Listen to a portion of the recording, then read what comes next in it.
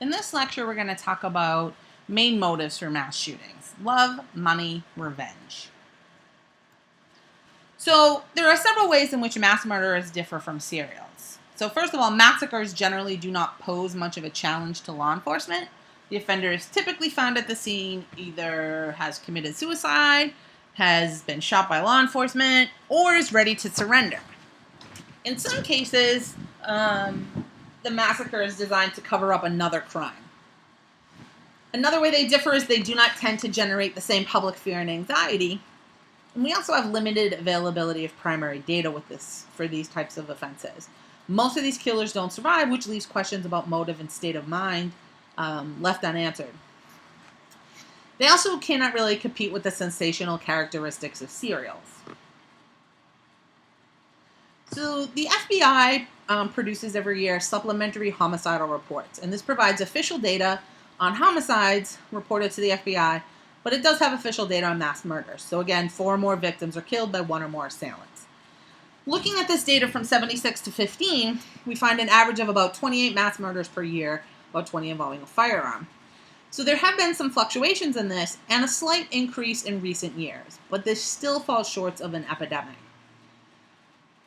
The changes in numbers can generally be accounted for by increase in the population, so the rate per 100 million remains pretty steady. The few spikes in victimization can often be traced to a few cases with extreme death tolls. What has intensified, though, is public fear, anxiety, and the belief that the problem is getting worse. This is mostly due to the nature of media coverage. Here we can see the number of mass murder incidents by weapon, and remember, we're talking about shooting, so we're looking at the darker colors. So the most publicized type of mass murder is an indiscriminate shooting of strangers in a public place by a lone gunman. But this is the least common type of mass murder. Victims can be selected individually or because they're members of a particular category, or they're selected randomly. About a third of mass murders in the SHR involve weapons other than firearms. USA Today has put together their own database of mass murders. It has 317 incidents, 355 offenders, and over 1,600 victims. And this covers incidents from 2006 to 2016. Other variables that they've added that are not in the SHR include prior mental health diagnosis and treatment, criminal history, drug use, military experience, marital status, number of children, occupation, employment status, location, population, family strife, and financial troubles. Here we can also see trends in mass murder by incident type. So family annihilators, felonies, public massacres, and other. And while these may look like, if you look at them right, they look like very sharp increases and declines. But remember, this chart's really only going from 0 to 25, with them peaking a little bit above 20.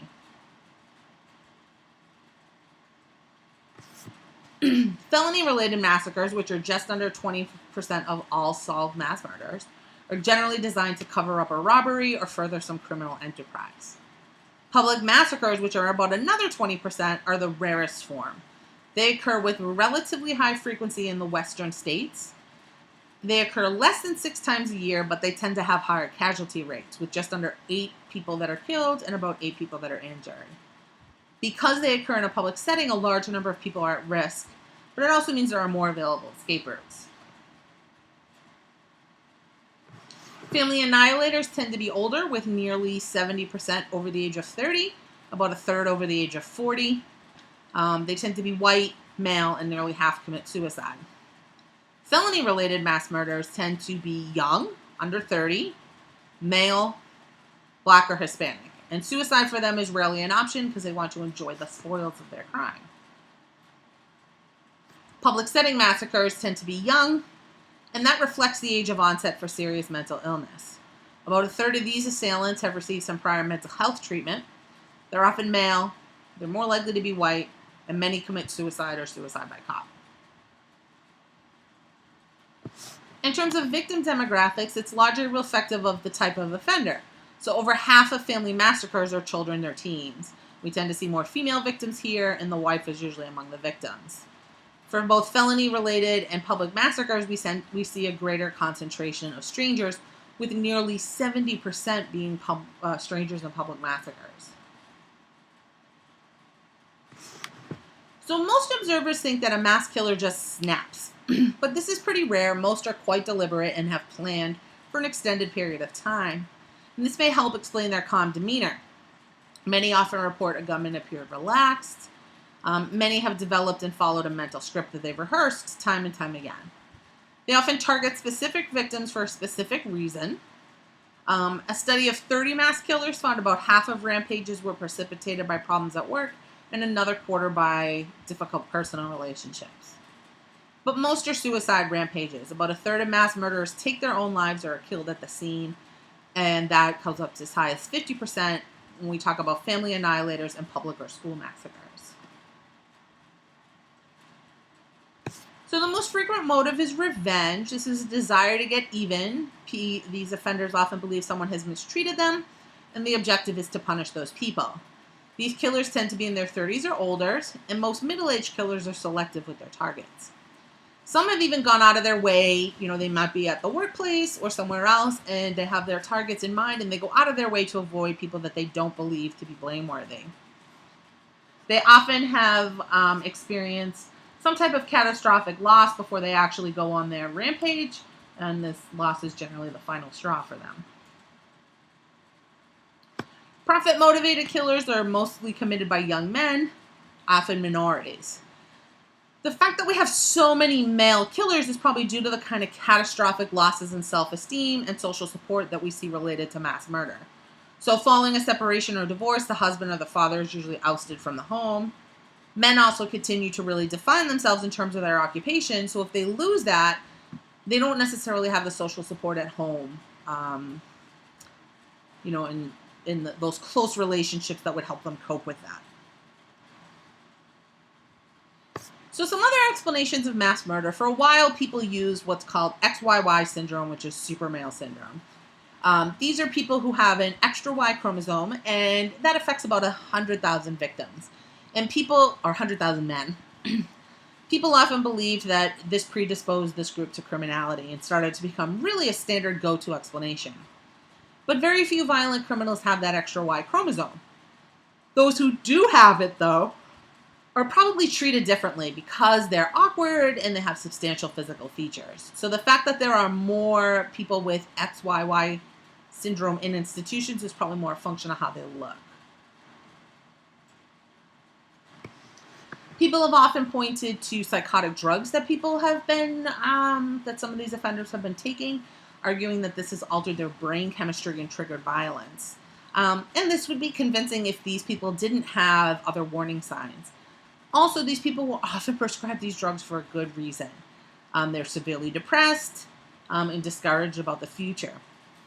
Also, remember that this violence is not episodic, so it's not snapping, and it's not spontaneous. Social environment is also playing a role, and as we've talked about before, the mass media can really provide these role models for us. A typical young person spends about 38 hours per week consuming media. Nearly 3/4 of kids live in a home with at least 3 TVs, and many parents set no limits and don't watch TV with their kids. Research has even found that after prize fights, homicides increase by 13%, and that peaks on the 3rd day after the fight has actually occurred. Differential association theory says that we learn our behavior through our intimate peers. And Akers suggests that the acceptance of violence doesn't come just from associating with those people, but associating with a group who reinforces that behavior. So many school shooters belong to a delinquent peer group who encouraged and supported their rampage. We also know when we talk about strain theory that there's this thing called the frustration aggression hypothesis. This is the idea that frustration always causes some form of aggression, and aggression is always preceded by frustration. But we now know that that's not true, that that's not an inevitable relationship. But a propensity for violence does increase when people are prevented from reaching important goals that they expect to attain.